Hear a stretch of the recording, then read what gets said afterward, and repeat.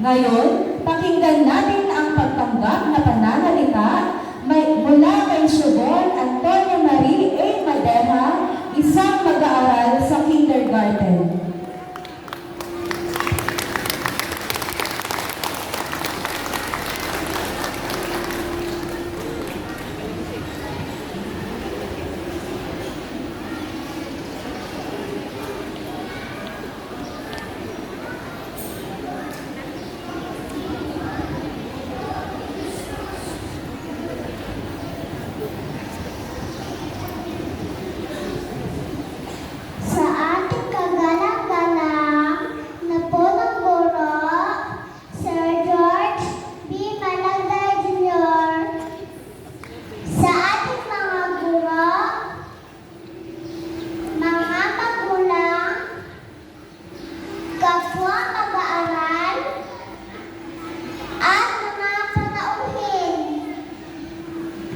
Isang mapagpalang umaga po sa ating lahat.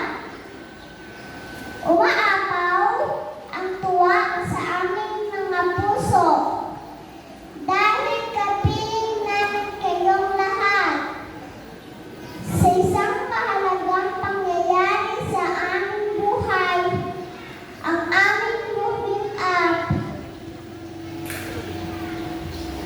Tunay nga ang paglilipat namin ito. Ang isa sa pinaka-importanteng bahagi sa aming pag-aaral dahil ito ang magsisilbi pundasyon sa aming paglago bilang mag-aaral.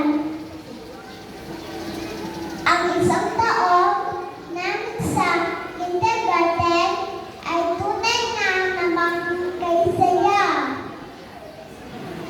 Kahit sarap alalahanin noong unang araw namin sa eskwelahan, halos ayaw pa namin magpaiwan.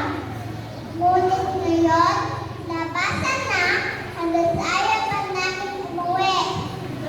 Kaya lubos ang aming kaligayahan, at naririto kayong lahat upang ito'y inyong masaksihan.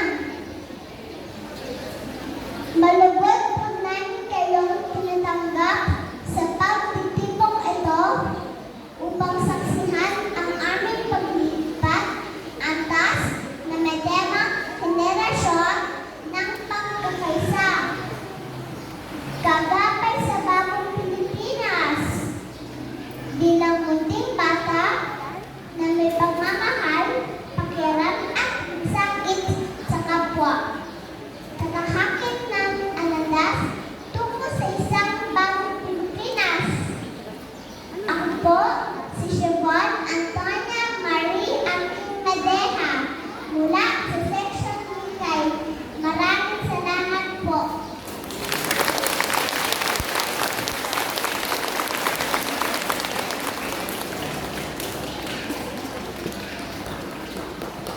Ngayon ay formal po nating ihahayag ang ating mga mag-aaral na magtatapos.